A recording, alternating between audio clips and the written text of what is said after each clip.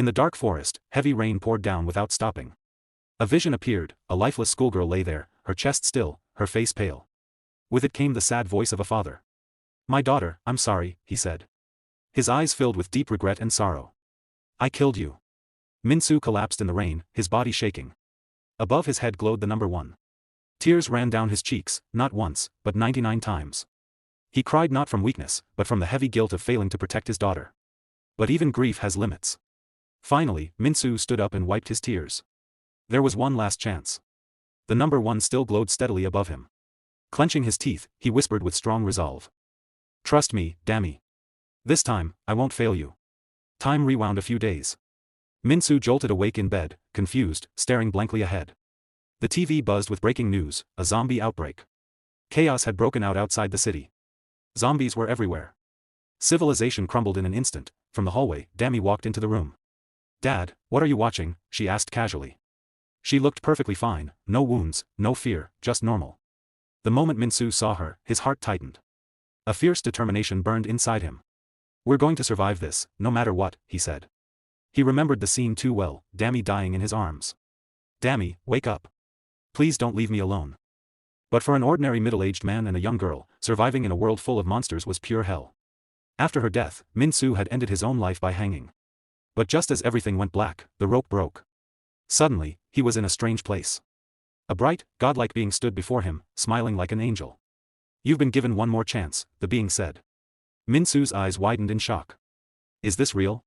When he woke again, he was back in his familiar room, alive and whole. Above his head glowed the number 99. He gasped and sat up, startled. "I'm okay. What the hell is going on?" He looked to the side and froze. In the mirror, he saw himself, and above his head, the number. "What is this?" Without thinking, he rushed to the next room and pounded on the door. His voice shook with fear. "Dammy. Dammy, open the door. Hurry." Finally, she opened it, sleepy and annoyed. "Seriously, Dad, it's the middle of the night. What's wrong with you?" Minsu grabbed her shoulders. "Dammy, you're okay, right? You're alive, right? You're still here, aren't you?" She blinked, confused. "What? Did you have a nightmare or something?" Without warning, he took her wrist and held it tight.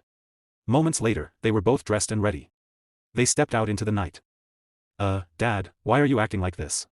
Dammy complained. "No more talking. Just follow me," Minsu said firmly. She whined and tugged at his arm. "Dad, I'm tired. Let go already." But he didn't explain. He just said coldly, "There's no time." Then Minsu shouted suddenly, "If we don't move now, we'll die."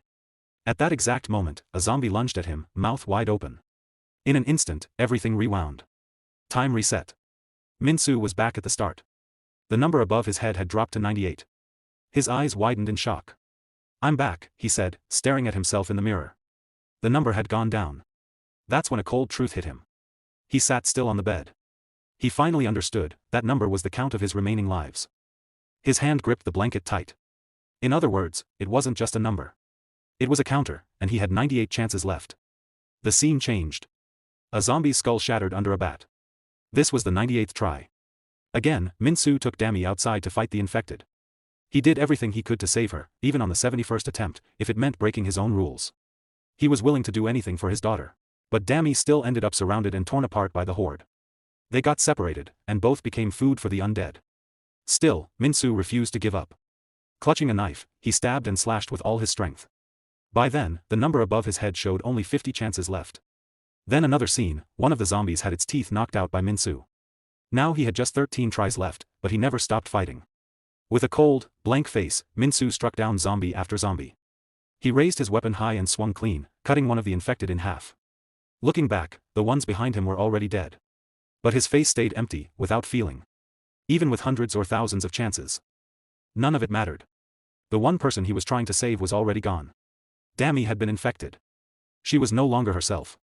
Her eyes were soulless and empty. She staggered toward him. Minsu looked at her, shaking. She whispered faintly, "Dad, help me." Her mouth opened wide, about to bite his shoulder. But suddenly, Minsu turned and hugged her tight.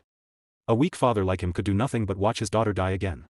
Then he raised the gun to his head and pulled the trigger. In an instant, he was back at the beginning. Tears still clung to his eyelashes. As he opened his eyes, they spilled down his cheeks. The room felt familiar but empty. His eyes were hollow. Then Minsu sat up sharp, staring ahead. In the other room, Dami stirred from sleep, rubbing her eyes. She was groggy. She opened the door, still half asleep. What's going on, Dad? It's late. Why all the noise? Right in front of her, Minsu stood fully dressed, gripping a knife tight in his hand. The sight froze her. Her eyes went wide in shock. On Minsu's face was pure terror. Dad. His hand reached out slowly toward her. Then he pulled her into a tight hug. He held her for a long time, then let go slowly. Leaning close to her ear, he whispered, I promise you. He held Dami close again. And spoke with strong resolve. Even if I have to fail 100 times, 1,000, 1,000,000 times, I will survive and save you. Just believe in me. Suddenly, Minsu narrowed his eyes and shouted, Do you hear me, my daughter? Dami stood stunned, totally confused. Dad, she said softly. The scene shifted to the final attempt. Only one life remained. Minsu held his daughter in his arms. His eyes were empty. This was the 99th and last try. And at last, they had found a perfect place to hide. This spot, a joint military base, was guarded by armed soldiers. Survivors were cared for by the university hospital's medical team. Thanks to smart planning and pure luck, it had stayed safe from the chaos. Children played happily with their parents. It was a perfect shelter in every way. Minsu had lived the rest of his life there. Now an old man in a wheelchair, he sat quietly before his daughter's grave. 40 years had passed since they first arrived. My daughter, you've waited a long time, haven't you? He gently laid a bouquet of white flowers down. I had to be careful. This was my last chance. He stared at the flowers, his eyes calm but firm. But now I'm sure. His face was lined with wrinkles, his hair all white. This place is safe. If we can survive long enough to reach here, then this will be our final home. Then, Minsu slowly pulled out a handgun and raised it to his temple. Wait for me, Dami. I'm coming to get you now, the gunshot echoed. He was thrown back into the past once again. Father and daughter stood fully geared, ready to face the world. Minsu let out a slow breath, then gave Dami a serious look. She looked back with quiet determination in her eyes. Suddenly, memories flooded his mind. He remembered what happened just before they reached the final shelter. Dami had died, and it was his fault. Back in the present, he clenched his teeth. In his heart, he made a vow. He had spent 40 years reliving the same nightmare hundreds of times. All for this one moment to save her. With that thought, Minsu stepped toward the door. His eyes were sharp. He was focused and ready. This time, I can't make a single mistake. But then something happened that he never saw coming. Outside, an endless swarm of zombies was approaching. They piled up like mountains, swarming together and rushing toward his house. This happened on the veranda, the anomaly. Min stood frozen, his eyes wide with shock. In 40 years, he had imagined 1,000 scenarios. But he had never prepared for this. Flashes of past loops came to him. In all 99 tries before, nothing like this had happened. Now, the infected moved with scary speed, charging at him like hungry wild animals. Their twisted bodies and wild hunger overwhelmed him. Min could not move. He was totally stunned. It was something so basic, so simple, that it had never crossed his mind. While he stayed paralyzed in shock, claws reached out for him. He muttered to himself, almost like he was blaming himself. There were not supposed to be any zombies at the front door. Behind him, Dami screamed, Dad. Her voice pulled him back to reality. Min turned and pushed her hard into the house. The shove sent Dami sliding across the floor. Min slowly closed the door, his eyes locked on his daughter one last time. Dami stood frozen, her eyes wide with confusion and fear as the door creaked shut between them. Only when it was almost closed did she understand. Her eyes flew open in horror, bang. The door slammed shut.